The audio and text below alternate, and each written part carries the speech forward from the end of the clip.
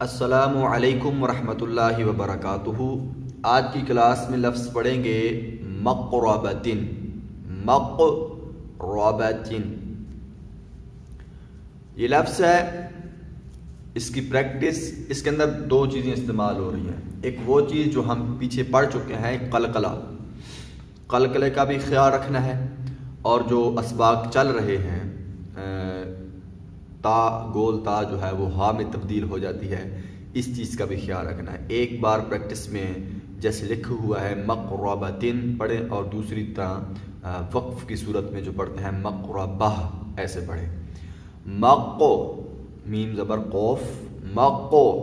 قلقلہ ہے، مقو ربتن، را، اس میں دیکھنا ہم قلقلہ بھی پڑھ چکے ہیں، را کو کب موٹا اور کب باریک پڑھا جاتا ہے یہ بھی پڑھ چکے ہیں۔ جو اس میں قلقلہ بھی ہو رہا ہے اور را کو موٹا پڑھنا ہے کہ را کے اوپر زبر ہے، تو یہ بھی چیزیں، یعنی کہ آپ جتنے بھی قواعد پڑھ چکے ہیں وہ تقریباً ہر لفظ کے اندر استعمال ہو رہے ہوتے ہیں، تو ہمیں کوشش کرنی چاہیے کہ ہم ان چیزوں کو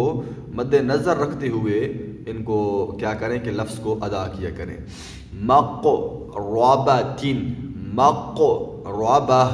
ٹھیک ہے نا، مقو قلقلہ ہو گیا، را موٹی ہو گئی، مقو ربتن، مقو ربتن یہ ہو گیا، اور وقف کی صورت میں مقو ربہ، مقو ربہ، بہ، یہ بہ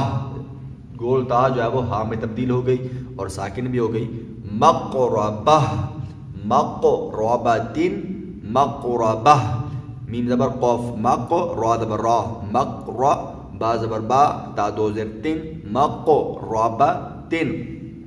یہ اس کی پریکٹس ہو گئی، اور اس کے جوڑ کیسے نکالنی ہے وہ چیز ہو گئی۔ تیسری چیز اس میں حروف ہیں، میم، قوف، را، با اور تا،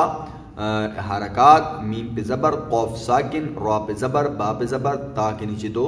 زیریں ہیں، تو تا کے نیچے چاہے دو زیریں ہوں، دو زبریں ہوں، دو پیشیں ہوں، ایک زبر، ایک زیر، ایک پیش، کچھ بھی ہو، تو ہم اس کو وقف کی صورت میں کیا کر دیں گے، ہا میں تبدیل کر دیں گے، مقربہ، ٹھیک ہے۔ یہ آج کا سبق تھا اور اس کی پریکٹس تھی، اس کو آپ نے یاد رکھنا ہے۔ اسی طرح ملتے جلتے الفاظ کہیں بھی آپ تلاش کر لیں، کسی صورت میں قرآن کا کوئی بھی پیج کھولیں، آپ کو اس پیج کے اندر ضرور یہ اس کی مثالیں آپ کو مل جائیں گی۔ آپ دیکھیں کہاں پہ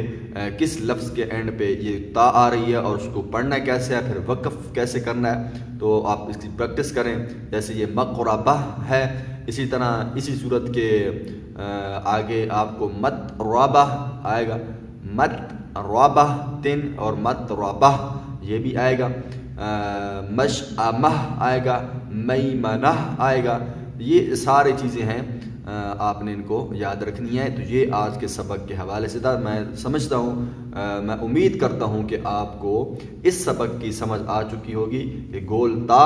یہ اینڈ میں ہا کے اندر تبدیل ہو جاتی ہے، ہر وقت نہیں، جب اس کے اوپر وقف ہوتا ہے، جب یہ ایت کے آخر میں ہوتی ہے یا اس کے اوپر ہم وقف کر رہے ہوں تب یہ ہا میں تبدیل ہو جاتی ہے۔ اب اس سے اگلا قاعدہ جو ہے وہ آپ کے لیے بھی بہت ضروری ہے۔ بس اوقات ہم کوئی لفظ شروع کرتے ہیں اور وہ لفظ شروع میں ہی ساکن ہوتا ہے، تو اس کے اوپر کیا لگانا چاہیے، یعنی کہ ایت شروع ہو رہی ہے،